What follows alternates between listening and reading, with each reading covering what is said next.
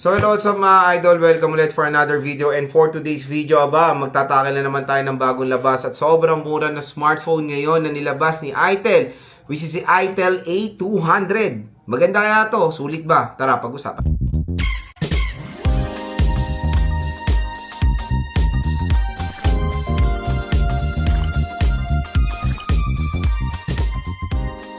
Mga idol, lumabas na ang successor sa very popular na Itel A100.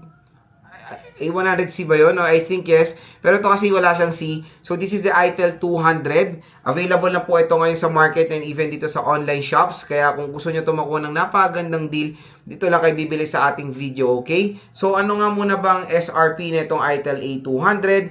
Itong smartphone na to ay meron pong presyo na 6,000 pesos. And this is the 3GB of RAM. Naubo ako dun 3GB of RAM and 128GB of internal storage. Pero again mga idol, dito sa ating video, ayan, pwede nyo lang makuha at a possible price of 4,000 to 5,000 pesos ang Itel A200. Again, ito pong video na to, ang purpose ng video na to is para po mabigay ko sa inyo yung opinion ko dito sa smartphone na to. Sa bagong labas sa smartphone, kung sulit ba talaga siya, yung kanilang price, specs, availability, and of course, since na-generate itong video natin, may ma-generate din discount voucher para sa inyo. Siyempre, papanoorin nyo to, interested kayo. Kaya dito lang kayo bibili sa ating video para makuha nyo siya ng napakagandang deal. Exclusive lang po yan dito sa ating video na makakuha kayo ng additional discount pag click nyo yung link dito sa ating video. Upon checkout, automatic po madi-discount ang inyong voucher, okay? So, usapang specifications tayo sa Itel A200. Pag-usapan muna natin yung kanyang display quality. Yung display niya is 6.7 inches, HD plus 720p resolution, and of course, notch display siya, asahan na natin yan. And guess what? 120Hz screen refresh rate pa itong smartphone na to. So when it comes sa kanyang display, is very normal naman for its price. Sa processor, power siya ng very popular na Unisoc T7250, 1.8 GHz, at ang GPU niya is Mali G57. It has a 3GB of RAM and 128GB of internal storage. Meron siyang dual rear camera system, 13 megapixel main, and yung pangalawang camera niya is parang useless yan na camera, legit. Front-facing camera is 5 megapixels. Pagdating sa battery, it is powered ng 5,000 mAh battery capacity with 15 watt fast charging rate. And for the protection, it is protected ng IP65 water and dust resistant. So yan mga idol, nalalaman nyo na yung price, specs, availability ng Itel A200. Next naman pag-usapan natin yung first impressions ko dito sa smartphone na to. Again, nauulitin ko, pwede po tayo magbigay ng salooben sa mga bagong labas sa smartphone kahit wala pa po yung actual unit. Kasi very familiar naman tayo sa mga specifications. Kayang-kaya natin magbigay ng opinion or salooben kung perfect ba yung specification niya for its price. Kung sulit nga ba talaga itong device na to. And no worries, bumili rin ako nitong Itel A100C. Napakamura ko lang siya nakuha, kaya nga iniengganyo ko yung mga consumers natin na bumili dito sa link natin dahil napakaganda ng deal na ibibigay ng official, again, official store po ng Itel yan. So first natin pag-uusapan yung display. Sa display, all goods naman, very normal for its price. Actually for its sale price, 6.75 inches. HD plus 720p resolution po ang i-offer neto. And when it comes sa kanyang refresh rate, yun na nagulat ako, 120Hz. So wala akong irereklamo sa kanyang display quality. Very acceptable for a budget smartphone. The sad part dito is Go Edition siya. Android 15 Go Edition. Siguro, dahil siya Go Edition, dahil sa kanyang RAM. Kasi hindi naman po sa processor eh. Yung processor yan na Unisoc T7250 sa mga ibang brands, kayang-kaya i-handle ng full Android OS. Siguro ang isang reason kaya ito naka-Go Edition dahil 3GB of RAM lang po ang i-offer nitong device na to. So yan yung isang reason kung bakit naka-Android 15 Go Edition siya sa kanyang napakababang RAM. Yun lang sayang, ang ganda na eh. Ang ganda na ng smartphone na to, especially for its price. Pero yung RAM lang talaga nagkulang. Kasi to be honest mga idol, 3GB of RAM, masyadong mababa na yan ngayong 2026. Pero yon, gumawa ng solusyon si Itel na Go Edition nila to. Lods, ano ba meaning pag naka-Go Edition ka? Ang Go Edition kasi mga idol, naka-design yan sa mga smartphones na low-powered. Para ma-operate nila yung OS ng hindi sobrang nag-i-stutter, hindi sobrang naglalag, ganyan. nagbibigay ang Android ng mas lighter version ng Android para doon sa mga low-powered na smartphone para magamit natin sila ng better, kumbaga.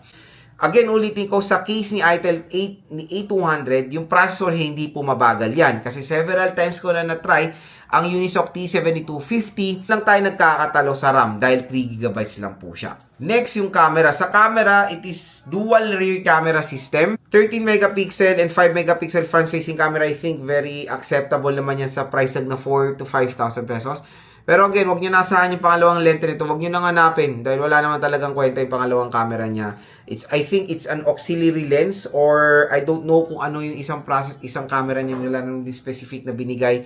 Pero yon, ang camera na talaga na very useful dito is yung main camera niya. Hopefully sa ating full review, mabigay ng justice ang 13 megapixel camera ng Itel A200. Nakaka-disappoint lang is of course the battery din. It's 5,000 mAh battery capacity. So usually talaga ang mga consumers ngayon maninibago sa 5K kasi ayaw na nila yan. Kasi sa mga bagong labas kayo na smartphone, ang pinaka-minimum na 6,000 mAh battery capacity. Pero quick reminder lang, 5,000 hindi po maliit na battery yan. Kumbaga hindi na lang ina-accept ng mga consumers natin yan bilhin kasi ang dami pong mas better na mga battery sa ganitong presyoan. 6,000, 6,500, 6,200, 7,000 mAh battery capacity, di ba? So yan lang yung isang magiging skeptical siguro ang mga consumers natin when buying the Itel A200, yung kanyang battery. Pero ulitin ko, the performance of the 5,000 mAh battery, hindi po yan pangit. Matagal din po siyang malobat. At yung kanyang charging rate is 15 watts na very disappointing din. Siguro kung tinermen sa 15 watts, mga 2 hours ang pinaka-max or siguro 2 hours 30 minutes bago ma-full charge itong si Itel A200. Slow charging at medyo maliit na ang battery niya for 2026. In fairness for the protection, medyo mataas compare sa mga ibang competitors niya. It is protected ng IP65 water and dust resistant compare sa mga ibang competitors na usually is IP64. Ano ba meaning niyan, idol? So meaning niyan, pwede nyo na po ito magamit sa outdoor, especially pag umuulan. Di ba? Usually may nakikita ko mga motor taxi riders natin or delivery riders, meron silang ginagamit na plastic para ma-protectionan yung smartphone nila sa ulan. Dito hindi na, wag niyo nang i-plastic. Pwede siyang matalsikan ng tubig with certain kind of pressure, accidental spillage, accidental drop sa water na very, very, saglit. Pero hindi po siya nire-recommend isubmerge sa water ng napakatagal. Kasi mababa po ang kanyang IP rating for that kind of scenario. Pero syempre, very welcoming yung ganyang protection dito sa napakamura na Itel A200. Syempre mga idol, ang pinaka magiging bestseller dito, wala nang iba kundi yung orange. Ito na naman, sumama na naman din sa hype train ang Itel pagdating din sa orange or si Charmaine ngayon, di ba? Tinatawag nila ngayon ng orange ngayon is Charmaine. Ang dami na pong Charmaine ngayon na smartphone. I think Honor, Infinix, and even Tecno, lahat yan nagiging Charmaine hype na ngayon eh. So, syempre, saan pa ba nakuha yung ganyang hype ng orange? Wala na iba kundi kay iPhone, di ba? Kay iPhone natin nakuha yung ganyan. So, kung gusto niyo na isang iPhone 17 Pro Max lookalike, better get the Comet Orange ang tinatawag nila sa Itel A200. Panigurado aesthetic ng Itel A200. So, yun lang mga idol ang ating first impression so far dito sa Itel A200. Hintayin nyo na lang po ating full review, game test, and unboxing natin sa smartphone na to. Upcoming na yan, in-order ko na.